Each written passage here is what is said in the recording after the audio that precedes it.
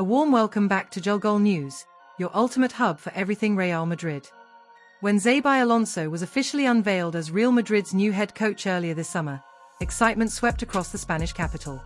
A beloved figure from his playing days, Alonso arrived with the aura of a club legend who now had the chance to write his managerial legacy at the Bernabeu.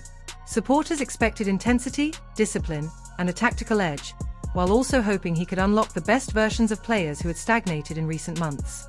In the opening weeks of the campaign, that optimism seemed justified.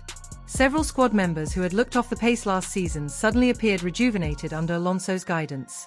Arda, Güler and Aurélien Tchouaméni, in particular, have blossomed into reliable pillars of the new project, both showcasing the technical flair and maturity that Madrid fans demand.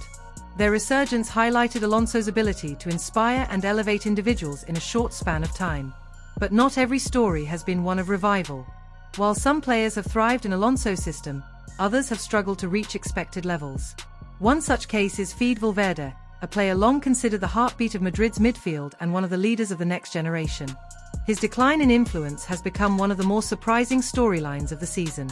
Valverde, now 27, began the campaign in impressive fashion. He wore the captain's armband during the Club World Cup and carried that momentum into the start of La Liga, where he registered 4 assists in his opening fixtures. For a brief moment, it appeared he was ready to become the central figure many expected under Alonso. Yet, as the weeks have gone by, his spark has dimmed, leaving questions about what has gone wrong. The turning point came during Madrid's disastrous derby defeat to Atlético, where the team collapsed in a 5-2 loss. Valverde, usually known for his relentless energy and leadership in big matches, was barely noticeable that night. His quiet display sparked concerns among fans who view him as one of the team's emotional engines. The disappointment only deepened when he was left as an unused substitute against Kairat Almaty in the Champions League. The absence was particularly puzzling because Madrid entered that game without either of their natural right-backs available. Reports suggested that Alonso had asked Valverde to prepare to fill in at fullback, but the Uruguayan allegedly declined the request and remained on the sidelines. The story quickly circulated, fueling rumors of tension between the coach and one of his senior players. Valverde, however, moved swiftly to address the situation.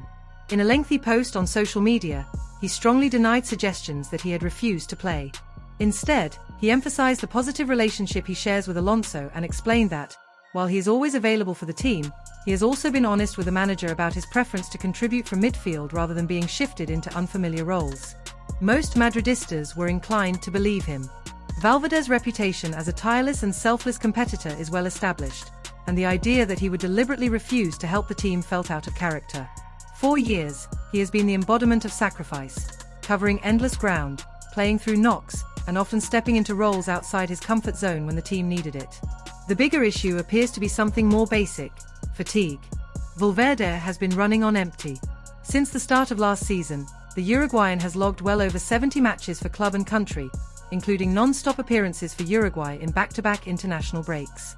The relentless schedule has denied him the chance to reset physically or mentally, and even a player celebrated for his Ironman qualities has limits.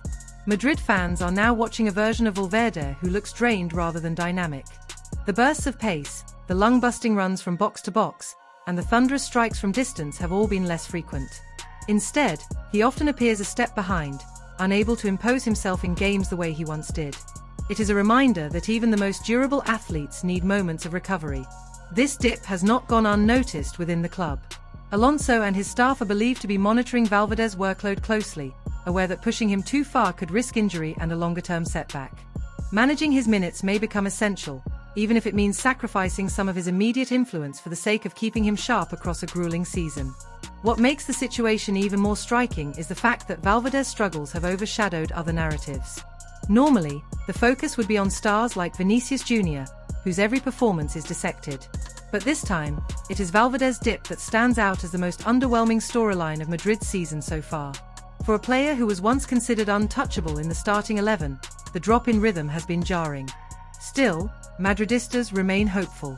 Valverde is too talented, too determined, and too integral to stay quiet for long. The expectation is that with proper rest, careful rotation, and the trust of Alonso, he will rediscover his influence. For now, though, the conversation is clear.